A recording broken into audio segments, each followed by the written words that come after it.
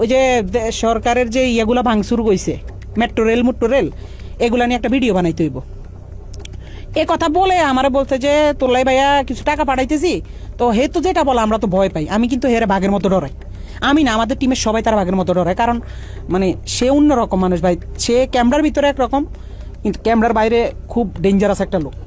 তারা কিন্তু সবাই ভয় পায়। ইউটিউব ইন্ডাস্ট্রিতে একটা টাইমে তার সবাই বাঘের মতো ভয় পাইতো। সবাই তার অফিসে ডাকাইতেছে, যারা আমরা টিমের যারা মানে ছাত্র আন্দোলনের সময় তার বিপক্ষে চলে গেছিলাম। তার বেল্টের বাড়ি আমার তো বেশি কেউ খায়নি, তো বেল্ট খুইলা আমার কুত্তার মতো পিড়াইতো। 3 মাস পরে হয়তো বা তার মাথাটা আবার ঢুকছে যে রাই কি কারো লগে আবার কিছু কইয়া লাইনি।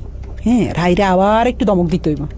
কেমনে বড় একটা নেতার সামনে হয়তো ফোন টোন দিলে আমি একটু ডরাই যাই। আমি তো ডরাইলে আসলে আমি কিন্তু ভয় পাই।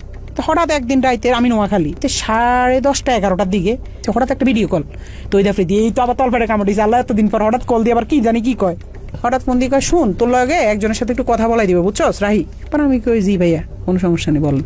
পরের দিন দেখলাম হঠাৎ করে বিপিনুর ভাইয়ের সাথে আমার কথা বলাই দিছে ভিডিও কলে।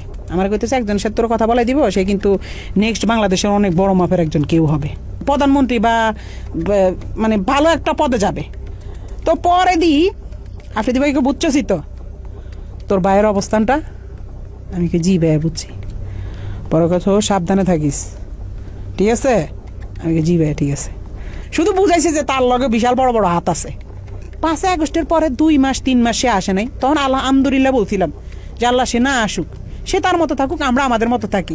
আমরাও তার কাছে যাইতাম চাই না, সেও আমার কাছে না আসুক। যে মানুষ 5 আগস্টের পরে আইসা দেশে স্টে করছে, সুন্দরভাবে থাকছে, আল্লাহ তো আপনার সুযোগ দিছে, কিন্তু না আপনার ভিতরে তো ওই মনুষ্যত্ব না। আপনি শুধু রিভেঞ্জ, কারে কারে ধরবেন, কারে কারে মারবেন, কারে কারে কি করবেন, আপনার মনের মধ্যে শুধু এসব হারামি।